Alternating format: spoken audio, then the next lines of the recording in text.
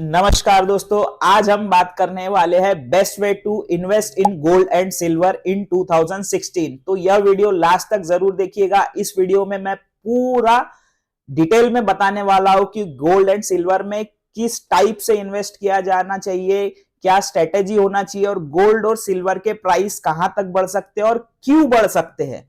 तो आइए दोस्तों स्टार्ट करते हैं यह वीडियो। अगर 2025 की बात की जाए तो गोल्ड एंड सिल्वर ने रिकॉर्ड हाई टच किया है। बड़े बड़े एक्सपर्टों का कहना है कि 2026 में यह मोमेंटम बुलियंस में कंटिन्यू रह सकता है और लेकिन हर एक इन्वेस्टर के लिए इन्वेस्ट करने की स्ट्रेटेजी अलग अलग होती है। कोई छोटा इन्वेस्टमेंट करता है, कोई बड़ा इन्वेस्टमेंट करता है। तो हम प्रैक्टिकल बात कर लेते हैं आज इस वीडियो में कि कैसे स्ट्रेटेजी बनाए इन्वेस्ट करने की। गोल्ड और सिल्वर दोनों ही सेफ हेवन एसेट कैटेगरी के अंडर आते हैं। काफी इन्वेस्टर इसे फिक्स्ड इनकम और इक्विटी के साथ भी डाइवर्सिफाई करते हैं दोस्तों। गोल्ड इन्फ्लेशन और मार्केट वॉलेटिलिटी को अच्छे से प्रोटेक्ट कर लेता है दोस्तों, और सिल्वर की इंडस्ट्रियल डिमांड हाई है, इसलिए उसके आउटलुक भी बहुत स्ट्रांग है दोस्तों। अब best way to invest in gold and silver की बात कर लेते हैं। पहला हो जाता है फिजिकल गोल्ड और सिल्वर गोल्ड अगर आप खरीद के रख सकते हैं घर में। लेकिन इसमें क्या होगा, फिजिकल गोल्ड खरीद सकते हैं, बार्स खरीद सकते हैं और ज्वेलरी बना के भी रख सकते हैं। लेकिन इसमें सबसे बड़ा डिसएडवांटेज ये है कि आपको स्टोरेज की कॉस्ट देनी पड़ेगी और सिक्योरिटी का आपको थेफ्ट रहेगा, कब चोरी हो जाए कब कुछ हो जाए वो सब आपको देखना पड़ेगा। अच्छा, फिजिकल गोल्ड अगर आपको खरीदना है, गोल्ड में इन्वेस्ट करना है, तो मेरा यह कहना है कि आप बार्स में ही रखें। क्योंकि अगर आप ज्वेलरी बना के रखते हैं ना दोस्तों, तो ज्वेलरी में आपको मेकिंग चार्जेस बनाते समय देना पड़ता है और जब आप सेल आउट करने जाते हैं तो वो मेकिंग चार्जेस दुकान वाला आपसे काट लेता है। तो दोनों तरफ आपका नुकसान होता है। इसलिए दोस्तों मेरी एडवाइस है कि आप बार्स में ही, फिजिकल फॉर्म में अगर इन्वेस्ट करना है तो बार्स वगैरह ही लेके रखिए। सेकेंड आ जाता है digital gold and digital silver. आजकल कई ऐप यह सर्विस प्रोवाइड करते हैं कि आप डिजिटली गोल्ड और डिजिटल सिल्वर आप खरीद सकते हैं। यह सेफ्टी के साथ आता है और इसका सबसे बड़ा बेनिफिट यह है आप लो अमाउंट से भी इसमें इन्वेस्ट कर सकते हैं। और एक और बेनिफिट यह होता है कि आपको स्टोरेज करने का टेंशन नहीं होता, चोरी वगैरह का टेंशन नहीं होता। थर्ड बात कर लेते हैं ईटीएफ की। गोल्ड एंड सिल्वर ईटीएफ आपको डिजिटली मिल जाते हैं, बिल्कुल शेयर मार्केट में शेयर की तरह मार्केट में ट्रेड होते हैं, लिक्विडिटी हाई होती है और फिजिकली रखने का आपको टेंशन नहीं होता। फोर्थ बात कर लेते हैं म्यूचुअल फंड एंड एफओएफएस। अगर आप लॉन्ग टर्म इन्वेस्ट करना चाहते हैं तो आप म्यूचुअल फंड में systematic investment plan, gold investment plan के कई फंड है, उसमें भी इन्वेस्ट कर सकते हैं और फंड ऑफ फंड इन्वेस्टमेंट भी आप चूज कर सकते हैं। यह आपको लॉन्ग टर्म में सेफ रहेगा, प्लस आपको एक इनिशियल अमाउंट से भी आप इसमें स्टार्ट कर सकते हैं। फिफ्थ ऑप्शन हो जाता है फ्यूचर एंड ऑप्शन। यह एक इस प्रकार का कॉन्ट्रैक्ट होता है कि आप फ्यूचर प्राइस पे बेट करते हैं कि प्राइस ऊपर जाएगा या नीचे जाएगा।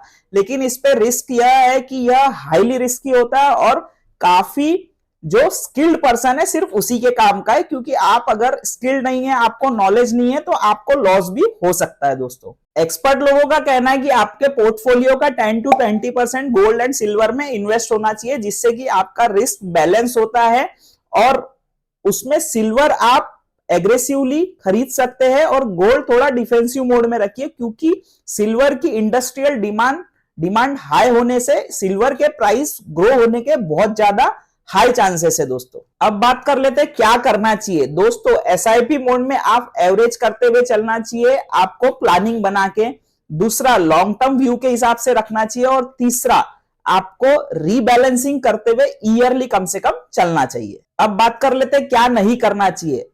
आप कोई गोल्ड और सिल्वर का प्राइस बहुत हाई जा रहा है तो आप यह सोचते हैं कि अब प्राइस और ऊपर जाएगा और पैनिक होके बाय कर रहे हैं ऑल टाइम हाई प्राइस पे या बहुत हाई प्राइस पे। और सेकंड, पूरी की पूरी मनी आपको मेटल में नहीं डालना है, पूरी की पूरी मनी आपको बुलियंस में नहीं डालना है। 10 to 20% ऑफ पोर्टफोलियो ही इसमें इन्वेस्ट करना है ताकि बैलेंसिंग बना रहे। अब बात कर लेते हैं फाइनली प्रिडिक्शन की। 2026 में गोल्ड और सिल्वर का प्राइस कहां तक पहुंच सकता है दोस्तों। गोल्ड और सिल्वर का प्राइस मोमेंटम में 2026 में भी बना रहेगा, ऐसा बहुत बड़े एक्सपर्टों का मानना है। और जियोपॉलिटिकली टेंशन, जैसे कि ट्रम्प बार बार टैरिफ टैरिफ टैरिफ टैरिफ चिल्लाते रहते हैं, जियोपॉलिटिकल टेंशन, सेंट्रल बैंक का कंटिन्यूअसली गोल्ड को खरीदना, प्लस इजियर इंटरेस्ट रेट की वजह से गोल्ड हमेशा ही डिमांड में, सिल्वर हमेशा ही डिमांड में बना हुआ होता है। और अभी तो सिल्वर की इतनी डिमांड है, इंडस्ट्रियल डिमांड, क्योंकि इलेक्ट्रिकल व्हीकल जितनी भी आ रही है सब में कुछ मात्रा में सिल्वर भी यूज होता है। प्लस सोलर पैनल जो भी हर एक घरों में लग रहे हैं, अभी मोदी जी की जो भी स्कीम चल रही है सोलर पैनल को लेके हर एक घर में इंस्टॉल कर रहे हैं धीरे धीरे, उसमें भी सोलर पैनल में भी, अच्छे क्वालिटी के सोलर पैनल में भी सिल्वर का यूज होता है। इसलिए इनकी डिमांड तो हमेशा बनी रहेगी और 2026 में इनका ग्रोथ बनी रहेगी। तो दोस्तों यह मैंने आपको पूरी गोल्ड और सिल्वर की स्ट्रेटेजी और प्लानिंग और प्रिडिक्शन सारी चीजें बताई। अगर आपको यह वीडियो यूजफुल लगी और मेरा कंटेंट अच्छा लगा तो यह वीडियो को लाइक करिए, मेरे चैनल को सब्सक्राइब करिए ताकि आने वाली वीडियो की आपको अपडेट मिलते रहे। बेल आइकॉन क्लिक करके रखिए, ऑन करके रखिए ताकि हर एक वीडियो आप तक पहुंचे सबसे पहले। दोस्तों भाइयों को यह शेयर कीजिए ताकि उनको भी यह नॉलेज मिले। और दोस्तों कमेंट करके बताइए कि आप किस प्रकार से गोल्ड में और सिल्वर में इन्वेस्ट करने की स्ट्रेटेजी बना रहे। अगर कुछ डाउट है तो मैं आपकी हेल्प कर सकता हूं। नमस्कार दोस्तों, मिलते हैं जल्द ही सेकंड इसके बाद वाली अच्छी से अच्छी वीडियो में। थैंक यू दोस्तों।